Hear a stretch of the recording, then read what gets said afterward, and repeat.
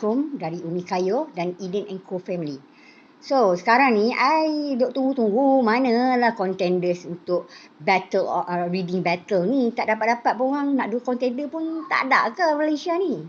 So kalau dah Malaysia tak boleh nak apa dia buat competition lah, fast reader. I nak cari fast reader to compete with me, bukan ramai pun 2 orang. Which if Malaysia is not interested to become the contender for 5 books in a month reading battle, kan? To it's a friendly match lah, boy. Ya Allah ni, you all ni menakut lah. Come on. It's just a friendly match to do the reading challenge tu, kan? Nak cari fast reader. So that I kan ada ADHD. So I ni suka game. Kalau siapa yang suka main game, gamer, I kan gamer.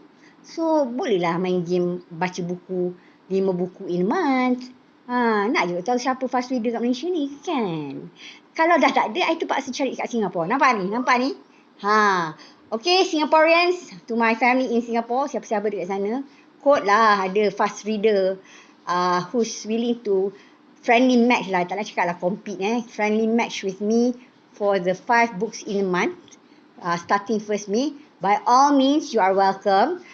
For those yang dapat beat, taklah beat dah, siapa paling cepat membaca can win RM200. Kalau Singapore maknanya 200 Singapore lah.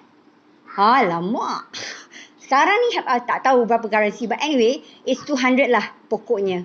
So please DM me or WhatsApp at 013-6013-211-9055. Umi Kayu, but since I'm doing the almond dates milk business, kita buatlah freshly homemade almond dates milk kat Johor, and then kat KL adalah juga, very limited guys. Itu makanan orang pandai. So kalau you all nak, itu sambil-sambil promote lah almond dates milk tu. Cuma sekarang ni I check contender ni, 2 contender for the readers, please.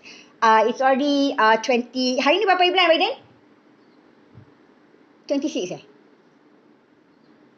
deadline before 30th of April lah, 31st of April. I need 2 contenders to do a friendly match with me as a fast reader, or we can say reading